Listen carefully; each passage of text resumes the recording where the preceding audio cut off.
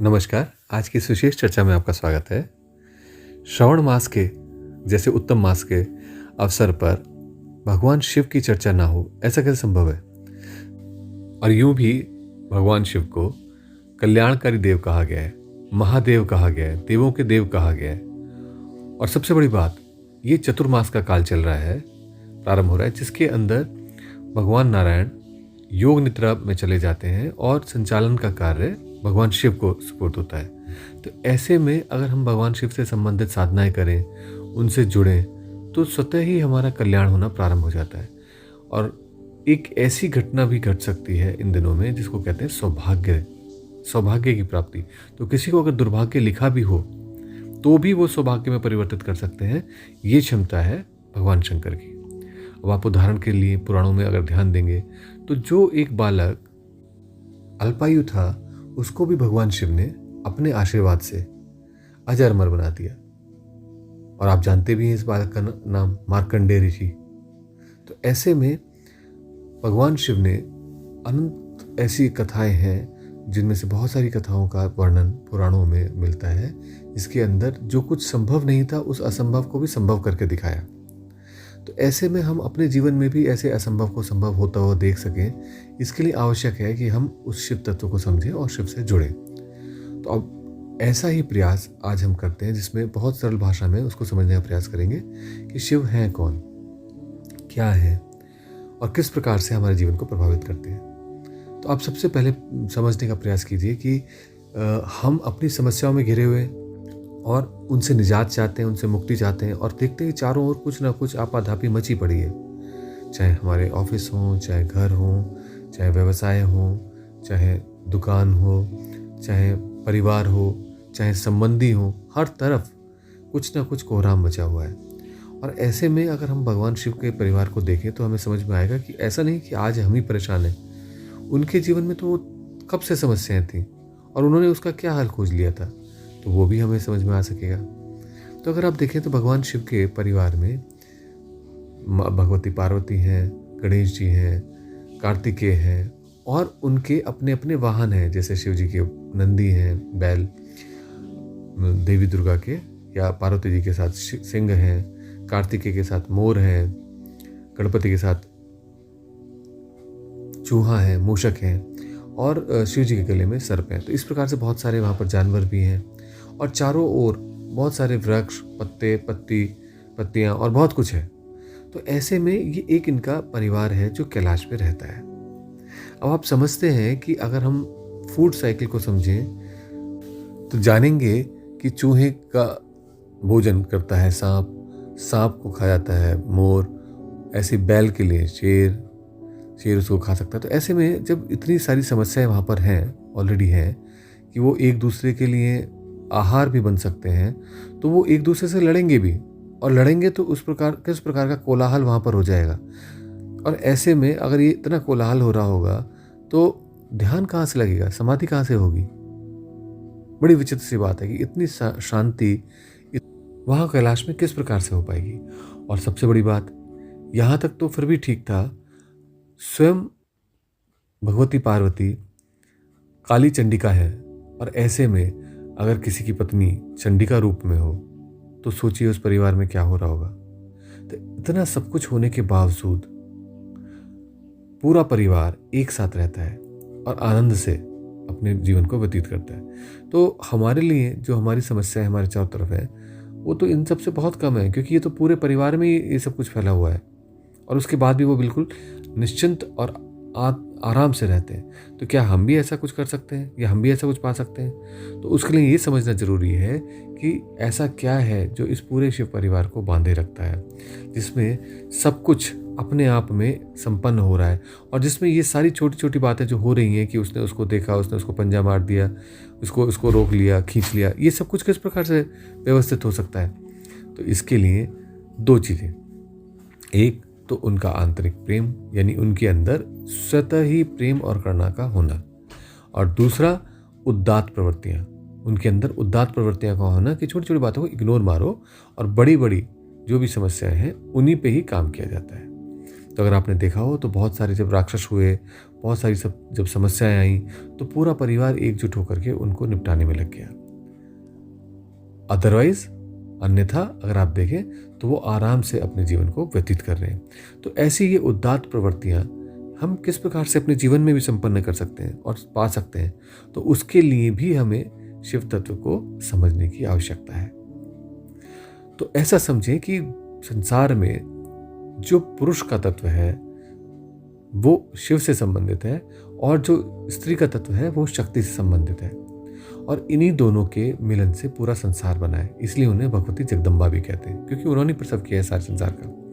अब कैसे किया? तो ऐसा समझिए कि आज की डेट में हम जिसको समय यानी काल और स्पेस यानी स्थान कहते हैं, तो ये दोनों ही शिव और शक्ति के पर्याय हैं।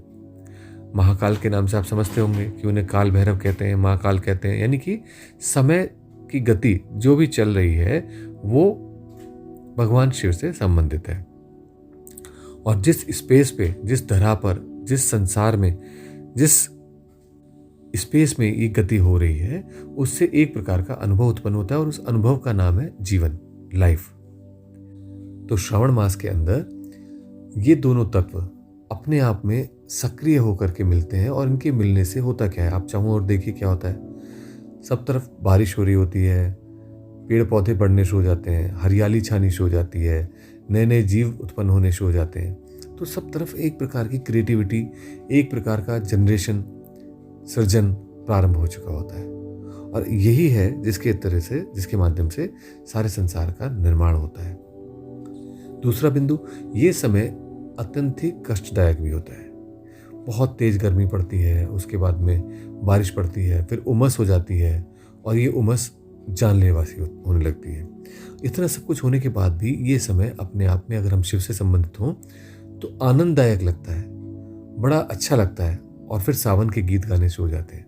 तो इस पूरी एक प्रकार की कॉन्ट्रास्टिंग, एक दूसरे से बिल्कुल अपोजिट व्यवस्था को अपने आप में समाहित किए बैठे हैं शिव, और हम सब भी उसी का ही अनुकरण कर रहे हैं। तो आगे बढ़ते हैं। अब आप देखिए, आपने जाना कि वो जो स्पेस है और टाइम है, इनके मिलन से यहाँ सब कुछ सृजन हो रहा है। तो सबसे पहली चीज़, ये स्पेस का जो सबसे सॉलिड फॉर्म है वो धरा कहलाती है, जिसके ऊपर हम स्थित हैं। और उसके बाद क्या होगा? उसके बाद वो धरा और पतली होगी या विरल होगी, लिक्विडेट होगी, तो वो एक प्रकार का लिक्विड या तरल पदार्थ बनेगी, जल बनेगी।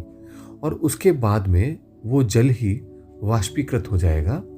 और किस प्रकार से वाष्पीकृत होगा? वाष्पीकृत हो जाएगा अग्नि के माध्यम से, और फिर वायु बन जाएगी। और वही वायु अपने आप में और ज़्यादा सुपर हीटेड होने पर चार्ज्ड पार्टिकल्स की फॉर्म में ईथर बन जाएगी, यानी आकाश बन जाएगी।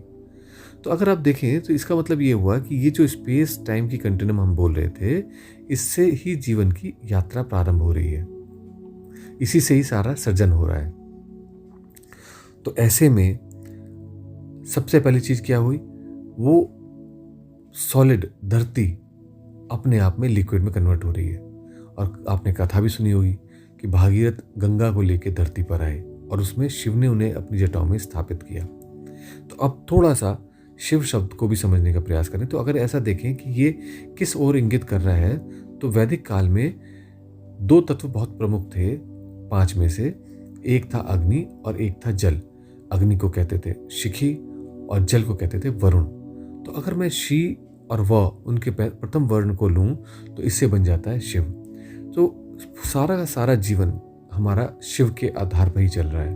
अब आप देखिए, आप अपने घर में खाना बनाते हैं तो क्या करते हैं? चूल्हा होता है अग्नि, उसके ऊपर रखा होता है भगोने में पानी या दूध, और उसमें हम बनाते हैं खीर, या उसमें बनाते हैं हम सब्जी, या उसमें हम बनाते हैं और आनंददायक खाद्य पदार्थ। तो इस प्रकार से ये जो कुछ बनता है भोजन, इसको फिर हम ग्रहण करते हैं और अपने शरीर में ऊर्जा का संचय होता है, संस्कार मिलता है। तो इस प्रकार से सारा जीवन हमारा चलता रहता है। तो शिव वो है, वो सिद्धांत है जिसके माध्यम से, वो तत्व है जिसके माध्यम से सारा जीवन सस्टेन हो पा रहा है। कल्याणकारी हैं वो देव, हमारे जीवन में हमें पुष्टि देते हैं। और इसीलिए कहा जाता है मना शिव संकल्पमस्तु, अर्थात मन में भी शिव यानी शुभ कल्याणकारी संकल्पों का उत्पादन उन्हीं के माध्यम से हो सकता है। तो इस प्रकार से धरा, धरा से जल, जल से वायु, वायु से आकाश, और इस सब कुछ करने वाला कौन है? शिखी यानी अग्नि। तो अग्नि कहाँ हुई? इन पांचों के मध्य में, केंद्र में। तो जिस समय ये अग्नि को एक्टिवेट किया जाता है तो ये तत्व एक दूसरे में परिवर्तित होते चले जाते हैं। और मान लीजिए अग्नि डोरमेंट हो जाए, शांत हो जाए, तो क्या होगा? तो विपरीत क्रिया शुरू हो जाएगी, यानी कि वो चार्ज पार्टिकल्स शांत होकर के वायु बनेंगे, वायु और थोड़ी कंडेंस होकर के जल बनेगी, जल और ज्यादा घनत्व बढ़ाते हुए धरती बन जाएगा। तो इसका अर्थ ये हुआ कि जो अग्नि है वो केंद्र में है, और अगर केंद्र में है तो इस सब कुछ को संपन्न करने वाला जो देव है, जो ऊर्जा है, वो केंद्र में है, और इसीलिए उन्हें देवों के देव महादेव कहा जाता है। आशा है आप समझ सके होंगे कि शिव तत्व अत्यंत ही कल्याणकारी और इस सब सारे जगत के लिए वो एक कारक है, कारण है, और ऐसे में ये आवश्यक हो जाता है कि हम उनसे जुड़ सकें। तो 2-3 चरण होंगे, जिसमें सबसे पहला चरण होता है कि हम शिव को ही यूज करें, उनका ही उपयोग करें, उन्हीं के माध्यम से अपने जीवन को समझने का प्रयास करें। और उसके बाद में उस फ्लो को, जो अभी हमने चर्चा करी, एक तत्व का दूसरे तत्व में, दूसरे तत्व का तीसरे तत्व में लय होना या उससे सृजन होना, उस क्रिया को संपन्न कर सके। तो उसको हम पंचाक्षरी माध्यम के माध्यम से, ओम नमः शिवाय के माध्यम से करते हैं। तो इसलिए सबसे पहला चरण शिव को ही अपने जीवन में आमंत्रित करें, उनको अपने जीवन में उतरने दें, और जो चैनल्स आपने ब्लॉक करके रखे हुए हैं, जिनके माध्यम से वो रुके पड़ा है सारा फ्लो हमारे अंदर आने में इन श्रावण मासों में, उसको हम खोल दें। तो सबसे बड़ी उपलब्धि क्या होगी कि श्रावण मास के अंदर जहाँ जहाँ भी हमारी ब्लॉकेजेस हो रही हैं और जिसके माध्यम से शिव हमारे अंदर नहीं उतर पा रहे हैं, उनको खोल करके शिव को अपने अंदर उतरने देना। और उसके लिए क्या करना है आपको? बहुत सरल सा प्रयोग है, वही स्टैंडर्ड प्रोसेस।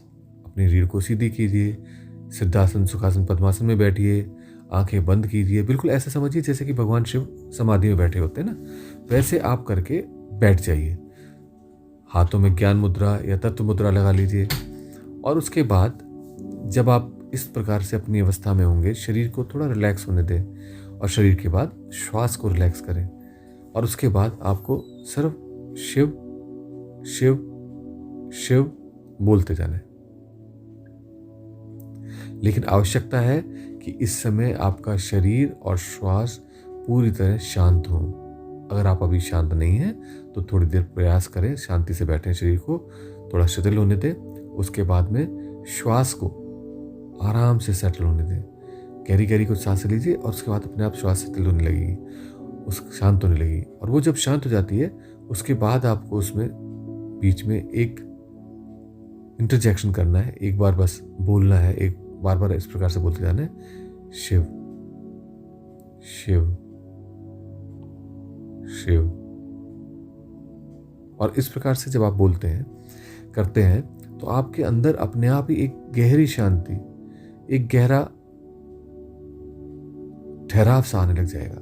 और ऐसा मत समझिए कि वो ठहराव रहने वाला है, उसमें बहुत गति आने वाली है, लेकिन ये है आपके चैनल्स खुलने शुरू हुए, आपके अंदर एक प्रकार की शांति का उतरना प्रारंभ हो चुका है।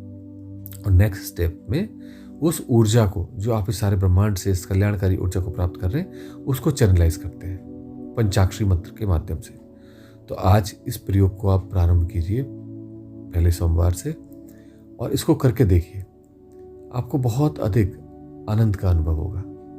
फिर आगे चर्चा करेंगे इससे और गहरे पक्ष के विषय में, ताकि जीवन में सभी कुछ हम प्राप्त कर सकें, उपलब्ध हो सकें, और सरल रूप से अपने जीवन में जहाँ भी हैं हम उसको प्राप्त कर सकें। आज के लिए इतना ही। नमस्कार।